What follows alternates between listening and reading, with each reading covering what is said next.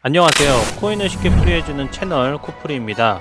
암호화폐 시장이 3분기 마지막 달에 들어왔지만 별다른 움직임을 보여주지 못하고 있는데요. 아무래도 미국 대선과 전쟁 이슈, 그리고 마운트 곡수 물량 매도와 같은 그동안 악재로 작용했던 소식들이 해결되지 않고 있다 보니 9월 초반은 이런 분위기로 계속 흘러갈 것 같습니다. 이 와중에 가장 좋지 못한 모습을 보여주는 코인이 있습니다. 지난 7월 현물 ETF가 출시되고 승승장구할 줄만 알았던 근본 알트코인인 이더리움은 최근 깊은 늪에 빠져 있습니다. 그래서 이번 영상에는 이더리움의 현 상황과 앞으로의 전망에 대해 다뤄보겠습니다. 이더리움은 명실상부한 비트코인 제외 암호화폐 시장에서 가장 큰 프로젝트이자 알트코인입니다. 스마트 컨트랙트를 최초로 도입하여 네트워크 하위에 거대한 생태계를 가지고 있으며 현재는 비트코인과 함께 암호화폐 시장을 이끌어가고 최근엔 외부 자산 유입, 파이프인, 현물 ETF까지 나오면서 암호화폐 시장에 빼놓을 수 없는 기둥의 역할을 하고 있습니다. 그러나 최근 이더리움은 하락장이라는 것을 감안하더라도 엄청난 시세적인 하락세를 보여주고 있는데요. 비트코인이 지난 3월 최고점을 돌파한 것과는 달리 이더리움은 정고점을 돌파하지 못한 채로 4K의 저항을 뚫지 못하고 큰 하락세를 보여주었습니다. 이 하락세의 배경에는 복합적인 요소가 있지만 우리는 최근 지적되는 근본적인 문제와 한계를 몇 가지로 나누어 살펴보도록 하겠습니다. 다들 아시다시피 지난 7월 SEC는 알트코인인 이더리움 현물 ETF를 승인해줬습니다. 그러나 그 속에는 다른 의미가 있는데요. SEC는 스테이킹 기능을 제한한 상태로 ETF를 승인했습니다. 이로 인해 ETF를 통해 유입된 자산은 이더리움 머지를 통해 합의 알고리즘을 작업 증명 방식에서 지분 증명 방식으로 전환한 이더리움의 핵심 기능이라고 할 수 있는 스테이킹을 사용할 수 없게 되었습니다. 그로 인해 이더리움 현물 ETF에 투자한 분들은 본디 이더리움을 보유하고 있었다면 스테이킹을 통해 1년에 3에서 5%의 수익을 얻을 수 있는 콘텐츠를 이용하지 못한다는 것인데요. 그러다 보니 이더리움 현물 ETF를 매수해야 할 이유가 하나 사라져버리게 되었습니다. 덕분에 현재 이더리움의 총 발행량 중 70%에 가까운 물량이 미스테이킹된 채로 유통되고 있죠. 본디 어떤 코인이든 유통량이 많다는 것은 시세가 언제든 뒤바뀔 수 있다 보니 좋지 못한 소식으로 분류되는데요. 그래서 스테이킹 물량을 높여야 하는 이때에 이더리움 현물 ETF로 인해 스테이킹이 안 되어버리는 것이 이더리움 자체적인 악재가 되어버렸습니다. 다음 이유로는 이더리움은 구식 체인이다 보니 느린 처리 속도와 높은 수수료라는 확장성의 한계를 가지고 있는데요. 이를 해결하기 위해 다양한 시도가 있었으나 아직 확실한 방법은 없습니다. 그래도 현재 보편적인 방법은 새로운 블록체인을 이더리움 메인 체인에 연계하여 대신 처리하는 방식인 레이어2 솔루션이 등장했는데요. 처음엔 이더리움 입장에서도 체인의 한계를 해결할 수 있어서 좋았으나 이것이 너무 커지다 보니 골칫거리가 되어버렸습니다. 왜냐하면 이더리움은 스테이킹과 처리 수수료로 코인을 소각하면서 유통량을 조절하겠다는 의지로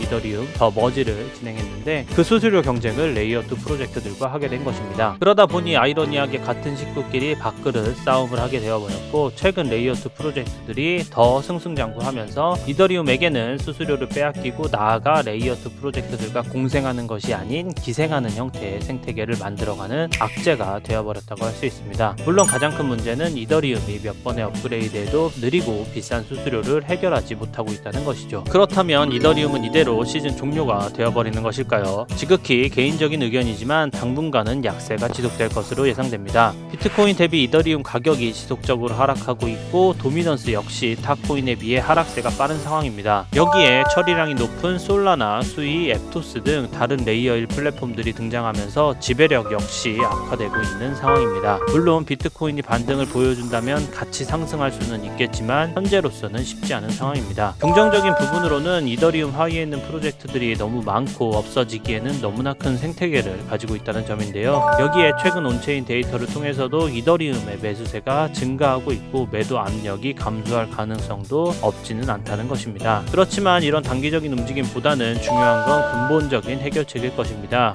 비트코인처럼 끝이 보이는 유통량도 아니고 지분 증명 방식을 선택했지만 반쪽짜리 ETF로 실효성이 낮아져 버렸고 어쩌다 보니 근본 알트코인이라는 내러티브까지 잃어버린 상황에서 해결책을 강구해야 되는 것은 분명해 보입니다. 이상 코프리였습니다. 이번 하락장에 최대한 많은 정보를 확인하시고 투자 전략을 세우셔야 후회하지 않을 것이니 최근 소식에 언제나 귀를 기울이시길 바라겠습니다.